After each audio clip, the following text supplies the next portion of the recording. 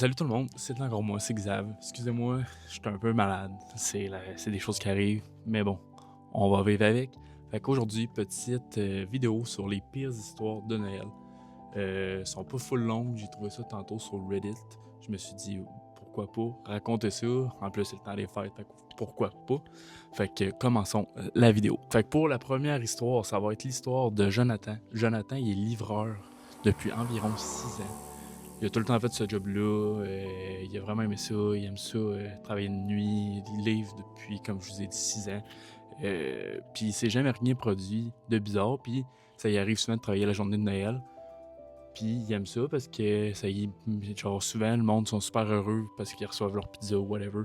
Fait que ça ressemble à ça. On commence à Jonathan le 24 on est rendu le 25. L'histoire se déroule vers 2h12 du matin. Il est arrivé dans le fond proche de l'adresse d'où il doit livrer dans le fond la pizza. Puis dans le fond, qu'est-ce qui est arrivé? C'est qu'en arrivant à l'adresse, il a vu un monsieur dans le fond en face d'une porte, habillé en rouge, comme habillé en Père Noël. Mais quand il s'est approché avec son char du monsieur, il s'est rendu compte que c'était genre un costume de Noël de Wish. Genre, il était trop grand pour lui, ça frottait à terre. Tu vois que la qualité était pas là. La barbe avait l'air de croche, comme si c'était collé sur sa face. Hein. C'était vraiment off. Puis le gars, il était juste là. Il bougeait pas, il était là, il était comme stagné là. Fait que Jonathan, dans le fond, il a comme shaké ses clés pour lui montrer, genre, hey, salut, je suis là, faire de quoi. Au moment que le monsieur se revire, Jonathan il remarque que direct dans les yeux dans les yeux du monsieur, c'est comme s'il avait les yeux en sang.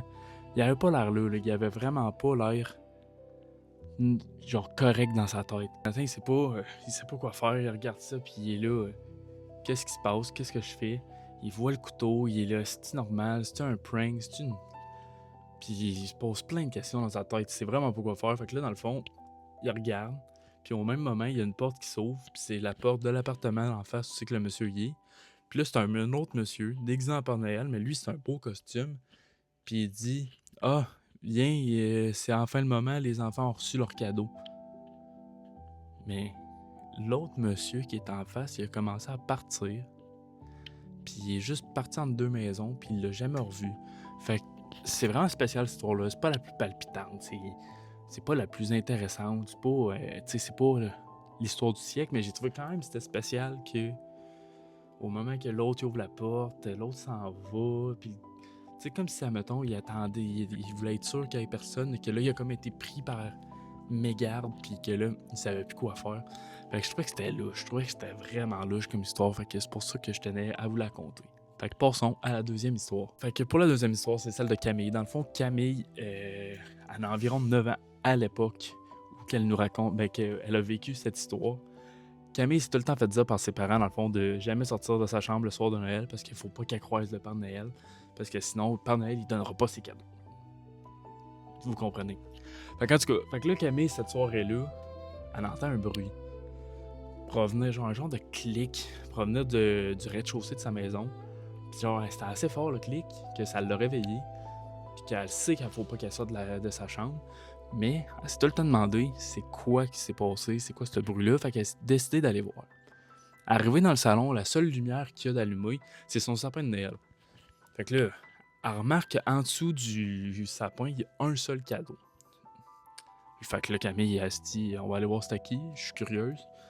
Elle arrive devant le cadeau, il n'y a aucun nom d'écrit, le papier il est un peu mal tout foutu dessus. Fait qu'elle décide de l'ouvrir par pure curiosité de savoir c'est quoi. En l'ouvrant, elle trouve sur un ancien, tu sais, je sais pas si vous avez connu ça, c'est comme un peu un Walkman, mais que t'entends des trucs, c'est comme t'enregistres ta voix, puis après tu t'entends. Fait qu'en tout cas, elle décide de faire play. Elle voit qu'il y a une cassette à l'intérieur. Ça commence avec un semblant de soufflement, ensuite suivi par la voix de Camille, qui est ensuite de ça suivi par la voix des parents de Camille. Puis là, elle se dit, c'est quoi ça? J'ai jamais vu ça. Comme de fait, elle n'a aucune idée de c'est quoi ça parce que, ses parents n'ont pas ça, elle en a pas. Fait qu'elle se demande vraiment c'est quoi qui se passe, pourquoi il y a ça en dessous de l'arbre. Puis en continuant la cassette, qu'est-ce qui s'est produit? C'est que il y a une nouvelle voix qui s'est mise à parler. Mais elle nous précise qu'elle a jamais entendu parler de cette voix-là. Genre, elle l'a jamais entendu. Elle n'a aucune idée c'est qui. Dans le fond, cette voix-là, elle dit « La fille dort et la porte n'est pas barrée. » Fait que là, elle est en panique. Elle se dit « Pourquoi? » Il est en train de parler de moi, de parler que ma porte n'est pas barrée, ainsi de suite. Premier truc qu'elle fait, elle court, elle s'en va voir ses parents.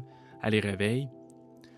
Fait que là, les parents descendent, ils s'en vont valider c'est quoi qui s'est passé, puis le cadeau s'il est encore là. Les parents, ils regardent pour trouver le cadeau qui était là. Il est plus là. La cassette est plus là. Fait que les parents, ils pensent que c'est peut-être un mauvais rêve qu'elle a fait, mais Camille nous précise qu'elle est sûre et certaine qu'il y avait cette cassette-là, puis elle n'a jamais entendu parler de cette cassette, puis elle n'a jamais entendu cette voix-là. Fait qu'elle se pose encore des questions aujourd'hui. C'est quoi qui s'est passé cette nuit-là, puis pourquoi il y avait ça en dessous de son sapin. Fait que je trouvais que c'était assez louche comme histoire. Comment ça a pu arriver? Comment que ça a pu être là, disparaître? C'est juste un cauchemar ou c'est vraiment arrivé à Camille? Fait que pour la troisième histoire, dans le fond, c'est celle de Samuel.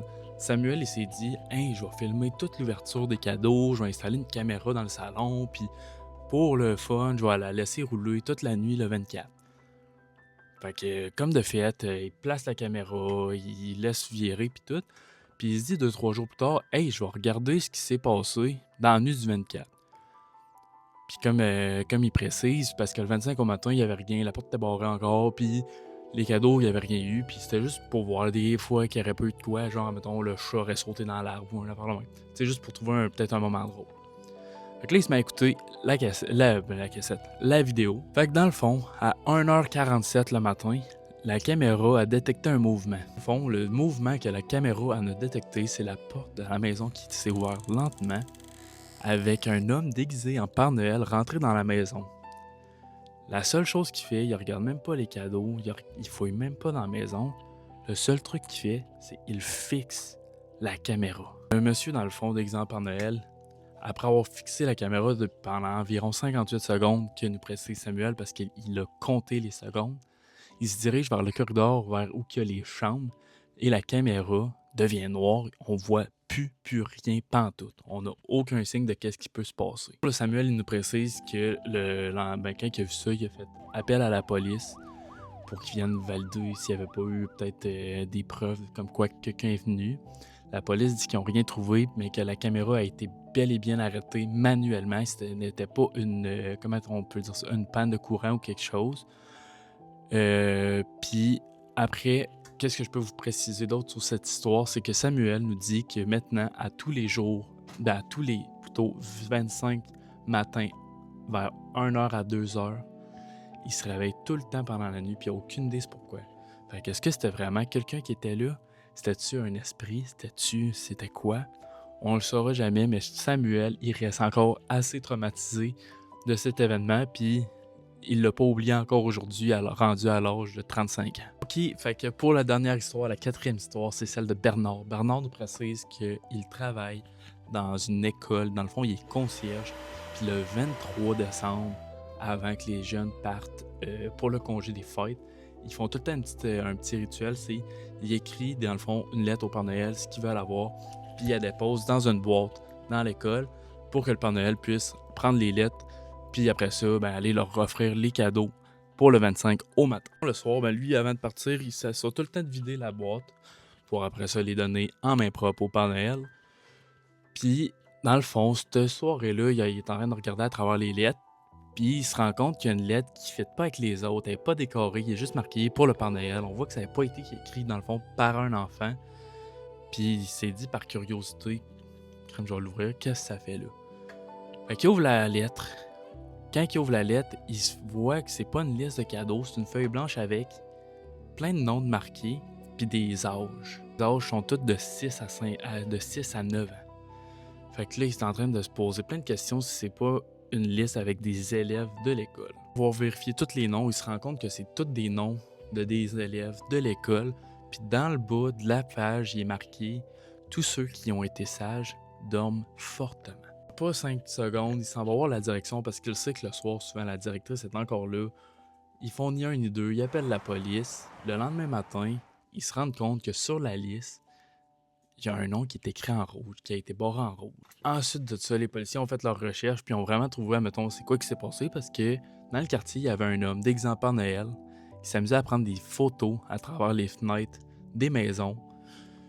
Puis dans le fond, ils ont affirmé que si, admettons, il n'aurait pas agi l'école aussi vite, ça aurait pu mal virer, parce que dans le fond, la personne qui était déguisée en Père Noël voulait kidnapper ces enfants-là pour je ne sais quoi.